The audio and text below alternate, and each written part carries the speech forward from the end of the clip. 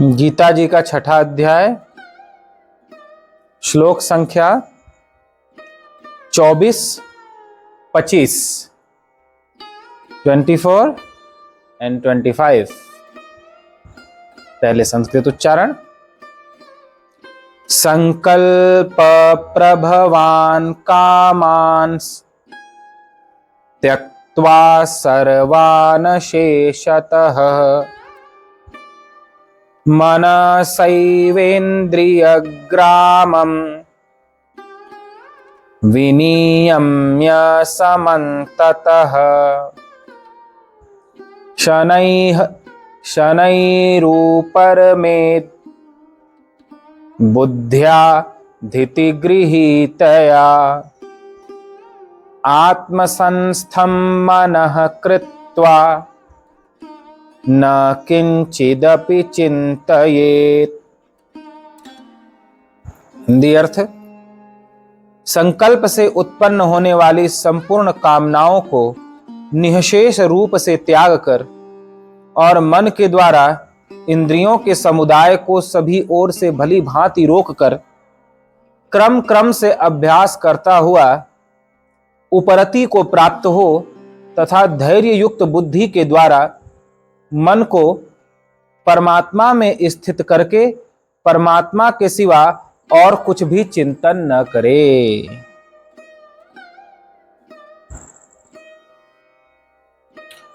कामनाएं संकल्प से उत्पन्न होती हैं। संकल्प का तात्पर्य इंद्रियों की उनके विषयों में प्रवृत्ति। सरल शब्दों में समझें तो हमारी जो आंख, कान, नाक, जीभ, त्वचा आदि इंद्रियां हैं, इन इंद्रियों की उनके विषयों को प्राप्त करने के लिए जो प्रवृत्ति है कि ये हमें मिले, इसे संकल्प कहते हैं। जैसे आंखों की प्रवृत्ति है कि हमें दृश्य देखने को मिले, कान की प्रवृत्ति है हमें सुंदर श्रवण सुनने को मिले, जीवा की प्रवृत्ति है सुंदर खाने को मिले। तो जो प्रवृत्त होती हैं ये अपने विषयों के लिए, उन्हें कहते हैं संकल्प से उत्पन्न होने वाले विषय। तो संकल्प कहलाता है इंद्रियों का जो उनके विषयों में प्रवृत्त होना है, वह संकल्प कहलाता है। तो कहते हैं संकल्प से उत्पन्न होने वाली संपूर्ण कामनाओं को, कामनाएं उत्पन्न होती हैं इंद्रियों के विषयों की, निशेष रूप से त्याग कर, कामनाओं को त्याग कर और मन के द्वारा इंद्रियों के समुदाय को सभी ओर से भली भांति रोककर। मन ही इंद्रियों को उनके विषयों में प्रवृत्त करता है। यदि मन आंखों के साथ है तो आंखें रूप देखती हैं, मन कान के साथ है तो कान सुनते हैं, मन नहीं है तो नहीं सुन पाएंगे। मन जीवा के साथ है तो जीवा रस लेती है, मन साथ नहीं है तो नहीं ले पाएंगे। मन इंद्रियों का मालिक है। मन जैसा चाहता है वैसा ही आंखें देखेंगी, जैसा चाहेगा वैसा ही कान सुनेंगे, वाणी बोलेगी। यानी समस्त इंद्रियों का मालिक मन है। मन के मालिक आप हैं। योग के द्वारा मन के मालिक बने और मन के द्वारा इंद्रियों को वश में करें। इंद्रियां जो चाहें कि हमें ये दिखा दो, हमें ये सुना दो, हमें ये खिला दो, पिला दो, ये करा दो, उनकी न माने, मन पे अनुशासन रखे और समस्त कामनाओं को सारहीन जानकर कि इनसे प्राप्त होने वाला सुख हमें आत्म स्वरूप से भटकाने वाला है, परमात्मा के भजन से विमुख करने वाला है, अतः इंद्रियों की बात न सुने। मन के द्वारा इन्हें भली भांति रोक कर फिर भगवान कहते हैं शनय शनय रूपर में बुद्ध्यादिति गृहीतया।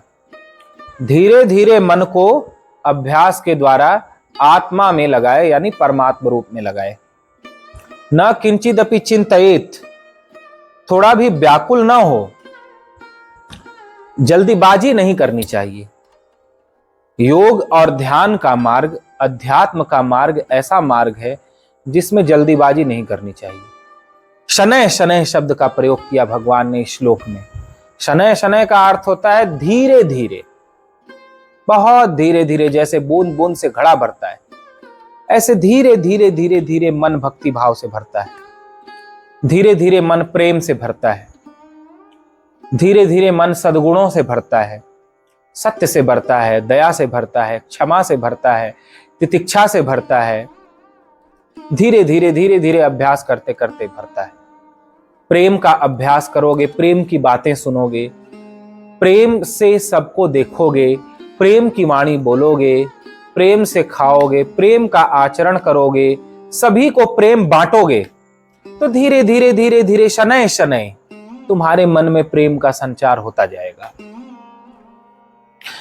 शनैः शनैः धीरे धीरे भक्ति करोगे, आंखों से भक्ति करोगे, कान से भक्ति करोगे, वाणी से भक्ति करोगे, जिह्वा से भक्ति करोगे, हाथों से सेवा की भक्ति करोगे, पांव से तीर्थों, गुरुजनों और भगवान के मंदिर में जाने की भक्ति करोगे। इस प्रकार जब हर अंग प्रत्यंग से भगवान की भक्ति का अभ्यास करोगे, जितनी भक्ति बढ़ाते जाओगे तो धीरे धीरे मन में भक्ति का संचार होता जाएगा। तो बहुत धीरे धीरे भक्ति बढ़ती है, प्रेम बढ़ता है, सद्गुण बढ़ते हैं। सिमिट सिमिट जल भरहि तलावा, जिमि सद्गुण सज्जन पहि आवा। वर्षा के दिनों में जैसे जल सिमट सिमट कर धीरे धीरे तालाब को भरता है, ऐसे ही सज्जन पुरुषों के पास धीरे धीरे धीरे धीरे सद्गुण आते हैं। धीरे धीरे उनमें सद्गुण भरते चले जाते हैं। जब आप निरंतर सत्संग सुनते हो, सत्संग की बातें बोलते कहते हो, यानी जैसा आप हर अंग प्रत्यंग से अपने इंद्रियों से आचरण व्यवहार करते हो, आपके चारों तरफ जो वातावरण होता है या आप जो देखते सुनते बोलते हो, उससे आपका मन प्रभावित होता जाता है। तो धीरे धीरे धीरे ऐसे ही मन को जप में लगाए, ध्यान में लगाए, स्मरण में लगाए, प्रेम में लगाए, तो मन एक दिन भक्ति भाव, प्रेम, करुणा से भर जाता है।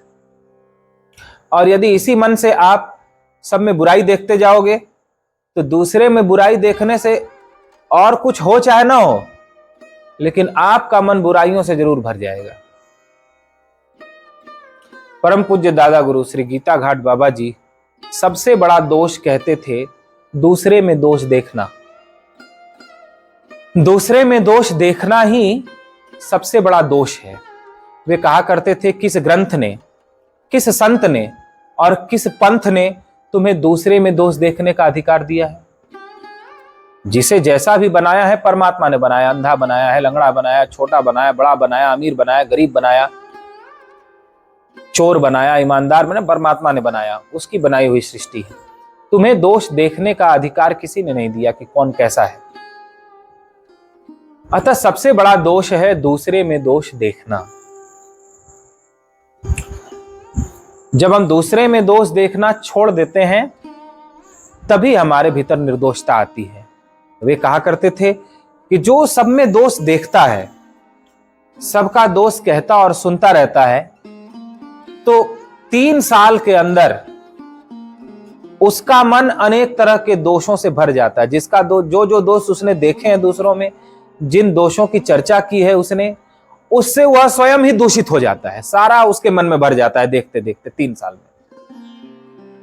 और यदि कोई 3 साल सब में अच्छाइयां देखता है, गुण देखता है, प्रेम करता है सबको, तो 3 साल होते होते अपने आप केवल सबसे प्रेम करने के कारण, सब में गुण देखने के कारण, सबके प्रति अच्छा आचरण करने के कारण उसका मन अच्छाइयों से, सद्गुणों से भर जाता है।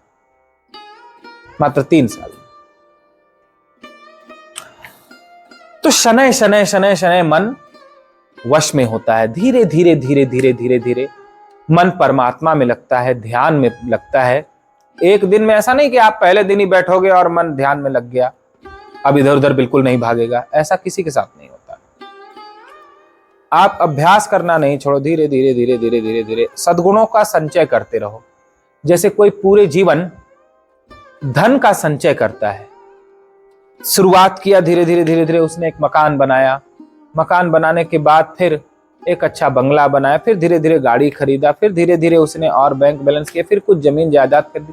इतने में उसका 50-60 साल 70 साल बीत गया। तो जैसे धीरे धीरे धीरे धीरे कोई संपत्ति का संचय करता है, उसी प्रकार से असली संपत्ति है हमारे सद्गुण, भक्ति, प्रेम। तो जो भक्त होते हैं वो धीरे धीरे सद्गुणों का संचय करते हैं। कहीं से दया सीखते हैं, कहीं से प्रेम सीखते हैं, कहीं से करुणा सीखते हैं, और मन के द्वारा उनका निरंतर अभ्यास करते रहते हैं। सबसे प्रेम करने की आदत डालते हैं, मीठा बोलने की आदत डालते हैं, सत्य बोलने की आदत डालते हैं। अधिक से अधिक जब हमको ध्यान हटे तो फिर ध्यान को परमात्मा के जप में लगाकर जप शुरू कर देना, ये अभ्यास करते हैं। जब जब मन भटके फिर हटाकर फिर जप शुरू कर देना। ऐसे धीरे धीरे मन को अभ्यास कराते कराते कराते कराते एक दिन मन भक्ति भाव से, प्रेम से भर जाता है। तो क्रम क्रम से अभ्यास करता हुआ उपरति को प्राप्त होता है। यानी धीरे धीरे मन, जब जैसे जैसे भगवान में आप अभ्यास करके लगाते जाते हो तो धीरे धीरे लगेगा भगवान में, और जैसे जैसे धीरे धीरे लगता जाता है संसार से धीरे धीरे हटता जाता है। संसार से मन के हटने को उपरति कहते हैं। जब इंद्रियों का उनके विषयों में आकर्षण न रह जाए, इसे उपरति कहा जाता है। जैसे आंखों का सुंदर देखने में अब कोई आकर्षण नहीं रह गया, उसे उपरति कहा गया। कान का सुनने में कोई विशेष आकर्षण नहीं रह गया, कौन क्या कह रहा है कौन नहीं, अब उसमें कोई विशेष रुचि नहीं है, अब तो मन भगवान में ही लगा हुआ है। तो इसे उपरति के, संसार से मन का, इंद्रियों का हटना, यह उपरति कहलाता है। तो क्रम क्रम से जब आप भगवान में मन को लगाते जाओगे तो संसार से हटता जाएगा। धैर्य युक्त बुद्धि के द्वारा मन को परमात्मा में स्थित करके, फिर मन को परमात्मा में स्थित करे, परमात्मा के सिवा और कुछ भी चिंतन न करे। और जितने देर ध्यान में बैठे, आपके जीवन में क्या घटा क्या नहीं घटा, किसने आपको क्या कहा क्या नहीं कहा, आपने किसको क्या कहा, आपने किसके साथ क्या आचरण किया, आपके साथ किसने कैसा व्यवहार किया, वो सब कुछ भूल कर, कुछ भी न सोचते हुए जितने देर ध्यान में या भजन में बैठे केवल परमात्मा का ही चिंतन करें। ऐसा भी भगवान आज के श्लोक में कहते हैं।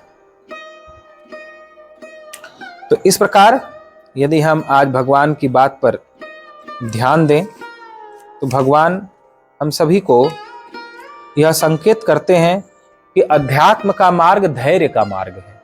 अध्यात्म का मार्ग घबराने का मार्ग नहीं है कि तुम सोचो कि एक ही दिन में पहाड़ तोड़ करके सिद्ध हो जाए और हमारी पूजा होने लग जाए, एक ही दिन में हमको सारे सब कुछ प्राप्त हो जाए, ऐसा नहीं होगा।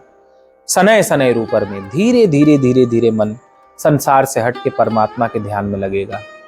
अभ्यास करना नहीं छोड़ना। यह सदा सावधानी रखो कि हमारा मन कितना संसार में लग रहा है और कितना भगवान। आप सदा एक, जैसे आदत होती है ना किसी को कि जैसे ही समय मिलता है टीवी देखेगा, जैसे ही समय मिलेगा तो गप करना शुरू कर देगा, जैसे ही समय मिलेगा मोबाइल चलाना शुरू कर देगा थोड़ी सी फुर्सत मिलते। ऐसे ही जो भक्त होता है उसको जैसे ही थोड़ा सा संसार के काम से अवसर मिला वैसे ही ध्यान करना शुरू कर देगा, या मन में जप करना शुरू कर देगा, या बोलकर जप करना है, प्रभु का चिंतन करना शुरू कर देगा। फिर काम करते करते जैसे ही थोड़ा अवसर मिला फिर जप करना शुरू कर देगा, फिर ध्यान करना शुरू कर देगा। ऐसा नहीं कि सुबह शाम आरती दीपक दिखा लिया हो गया काम। जैसे जैसे उसको जब जब समय मिलेगा वैसे वैसे वह दिन भर अपने मन को ज्यादा से ज्यादा ध्यान भजन में ही लगाने का अभ्यास करेगा, क्रोध से हटाने का अभ्यास करेगा, लोभ से अहंकार से हटाने का अभ्यास करेगा, ईर्ष्या से हटाने का अभ्यास करेगा। इस प्रकार जो निरंतर अभ्यास करना नहीं छोड़ता तो धीरे धीरे उसका मन संसार से हटकर परमात्मा में लग जाता है। अतः मन के द्वारा समस्त इंद्रियों को वश में करे और धीरे धीरे परमात्मा में प्रवृत्त हो। तो टूटे न तार, जैसा कि मैंने कहा कि कभी भी अभ्यास में कमी मत करो। जैसे तुम थोड़े भी खाली हो, फ्री हो, मोबाइल चलाना छोड़कर और चीजें करना छोड़कर तुरंत मन को ध्यान में लगाओ, जप में लगाओ, जप शुरू कर दो, ध्यान शुरू कर दो, भजन गाना शुरू कर दो, कुछ पढ़ना, गीता पढ़ना शुरू कर दो, रामायण का पाठ, कुछ भी, मतलब सात्विक सत्कर्म, भगवान से जुड़े हुए किसी भी सत्कर्म में अपने मन को लगाओ। मन को खाली मत, जहां आप ज्यादा मन को लगाओगे वही आपके मन पर हावी होगा।